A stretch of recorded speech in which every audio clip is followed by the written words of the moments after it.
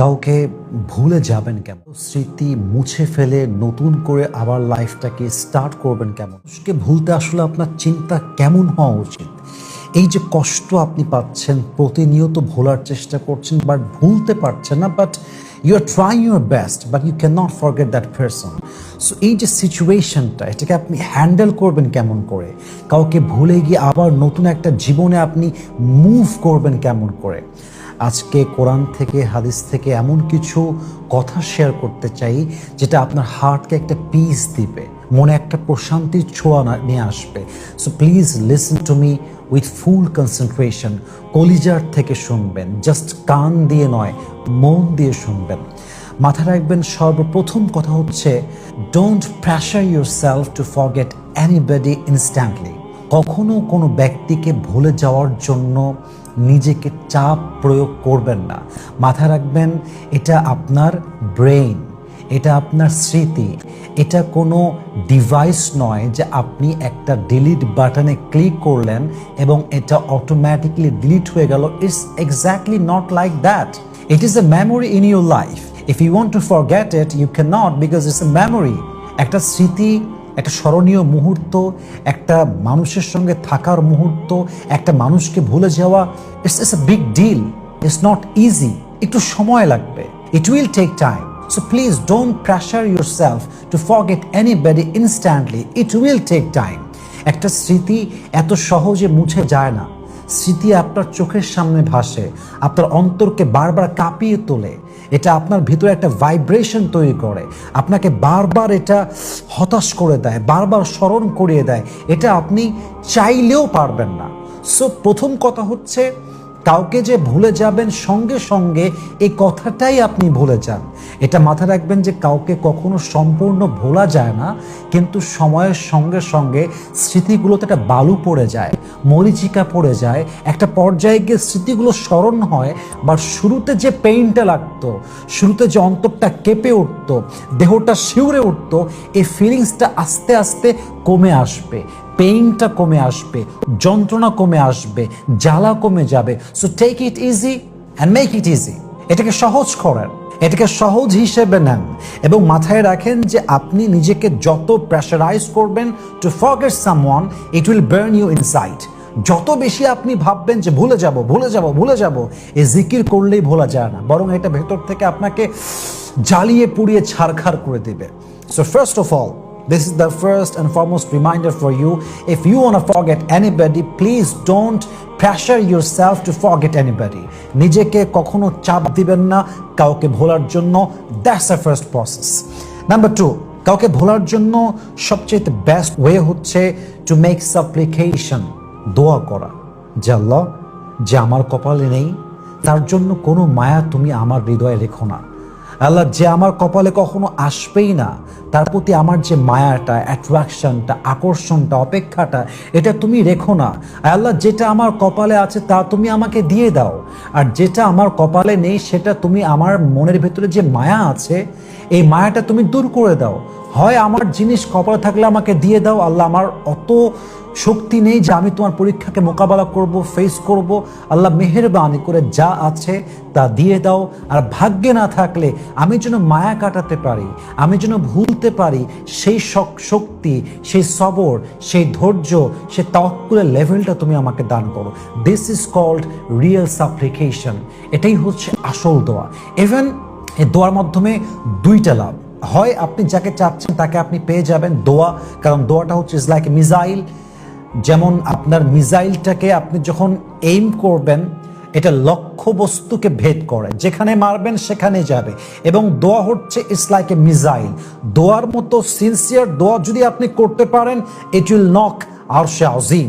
এটা আরশে আজিমেকেই নক করবে। অতএব আপনি যখন দোয়া করবেন, হয় মানুষটাকে আপনি পেয়ে যাবেন, অথবা মানুষটাকে ভোলার জন্য যেই সাহস দরকার, যে শক্তি দরকার, যে ধৈর্য দরকার, সেই ধৈর্য আল্লাহ আপনাকে দান করবেন। কারণ হাদিসে আসছে, তাকদীর এটা কখনো চেঞ্জ হয় না। আর তাকদীরু লা ইয়ারুদ, your destiny will never change.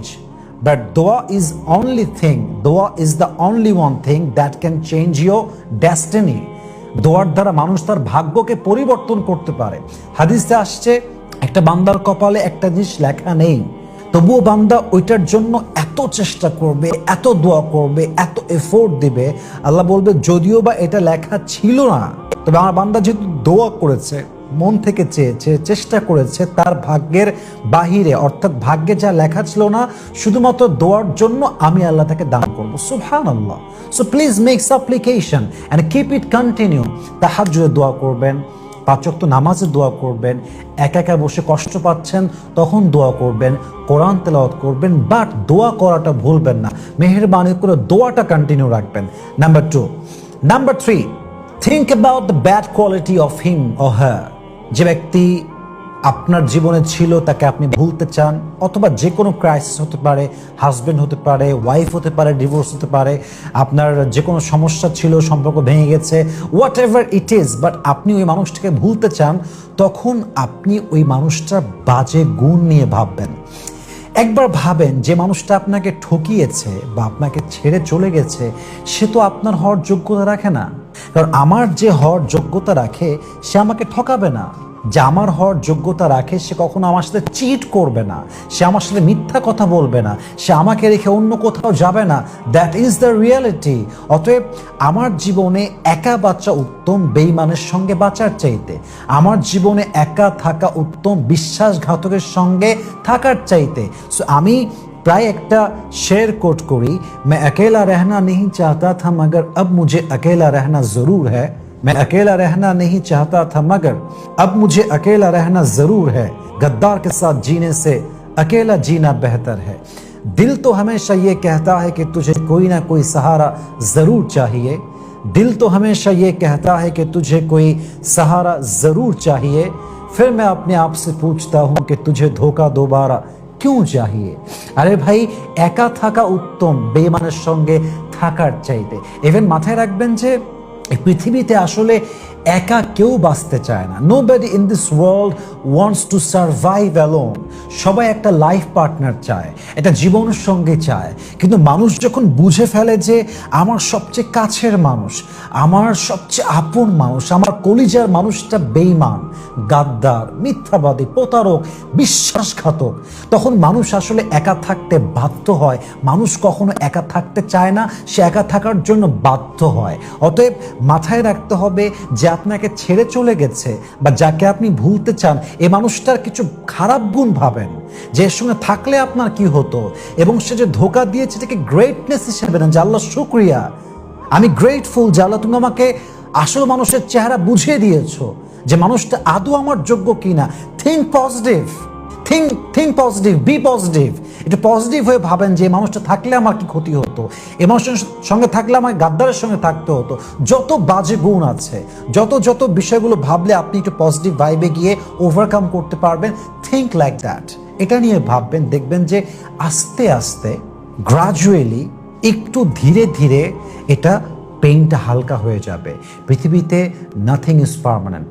কষ্ট স্থায়ী নয়, সুখও স্থায়ী নয়। কষ্ট শেষ হয়ে যাবে, সুখও শেষ হয়ে যাবে। একদিন আপনি নিজেই শেষ হয়ে যাবেন। এই পৃথিবীর মায়া, ভালোবাসা, ভরসা, এগুলো কোনো কিছু স্থায়ী নয়। একবার নিঃশ্বাস বন্ধ হয়ে গেলে রক্তের মানুষ পর হতে সময় লাগবে না। একবার নিঃশ্বাস বন্ধ হয়ে গেলে কলিজার টুকরা আপন মানুষগুলো আপনাকে ভুলতে খুব বেশি একটা সময় নেবে না। This is the Nature of life, this is the circle of life. এটাই হচ্ছে আমাদের জীবন। সো প্লিজ হতাশ হবেন না। যে মানুষটাকে ভুলতে চান তার বাজে দিকগুলো নিয়ে ভাববেন, যে এটার জন্য তাকে আপনি ভুলতে চান, এটার জন্য আপনাকে তাকে ভুলতে হবে। Think like this. I hope it will help you to overcome the situation that you are going through right now, inshallah. So please হতাশ হবেন না, তার বাজে গুণ নিয়ে ভাববেন। সর্বশেষ কথা বলতে চাই, কোনো ব্যক্তিকে ভুলতে চাইলে সবচেয়ে ইম্পর্টেন্ট হচ্ছে তার প্রতি মায়াটা কাটিয়ে ফেলা। আপনি মায়া কাটাবেন কেমন করে, আপনি মায়া ওভারকাম করবেন কেমন করে, এই বিষয়ে আমি অনেক কথা বলেছি। জাস্ট এতটুকু বলবো, আপনি যদি মায়া না কাটান ব্যক্তির প্রতি যে আপনাকে ছেড়ে গেছে, কিংবা যাকে আপনার ভুলতে হবে, কিংবা যে আপনার কপালেই নেই, আপনি যদি মায়া না কাটাতে পারেন, যুদ্ধ করতে না পারেন, আপনার জীবনটা তিলে তিলে শেষ হয়ে যাবে।